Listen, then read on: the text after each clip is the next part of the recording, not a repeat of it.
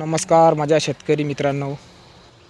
तर आपण पाहू शकता सफरचंदांच्या झाडाला आज हे फळ हे तयार झालेले आहे.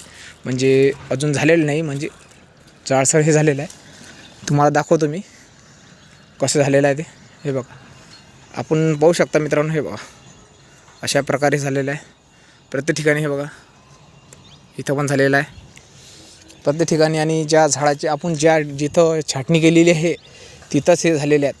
हे बघू शकता. हे बघा छाटणी, हे बघा इथे पण छाटणी केली ती आम्ही, शेंडा मारलेला आहे. आणि हे बघा फूल आणि फळ हे असं तयार झालेलं आहे. हे बघा जाडसर झालेलं आहे. हे बघू शकता तुम्ही आपण.